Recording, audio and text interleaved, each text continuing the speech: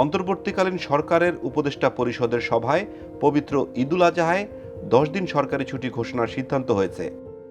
আজ মঙ্গলবার সচিবালয়ের উপদেষ্টা পরিষদের সভায় এই সিদ্ধান্ত নেওয়া হয় বলে প্রধান উপদেষ্টার প্রেস সচিব শফিকুল আলম তার ভেরিফাইড ফেসবুক পেজে জানিয়েছেন। সেখানে তিনি আরও লিখেছেন, উপদেষ্টা পরিষদের সভায় সাইবার সুরক্ষা অধ্যাদেশ 2025-এর খসড়া অনুমোদন হয়েছে। শফিকুল আলম আরও জানিয়েছেন, 17 ও 24 মে সাপ্তাহিক ছুটির দিন হলেও এই 2 দিন অফিস খোলা থাকবে।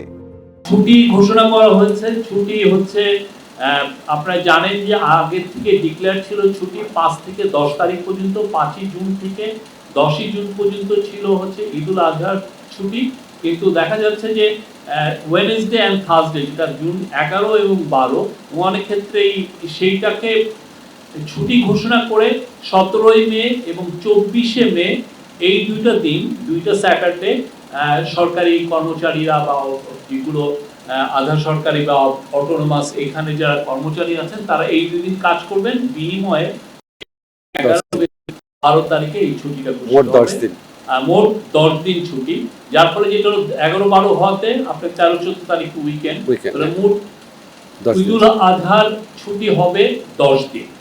আর এই ক্ষেত্রে ব্যাংক কোম্পানিগুলো যেহেতু তাদের ব্যাংক কোম্পানি এক দিয়ে চলেন, ব্যাংক কোম্পানি তাদের মতো করে ডিক্লেয়ার করবেন, প্রাইভেট কোম্পানিগুলো তাদের মতো করে ছুটি ঘোষণা করবেন। এই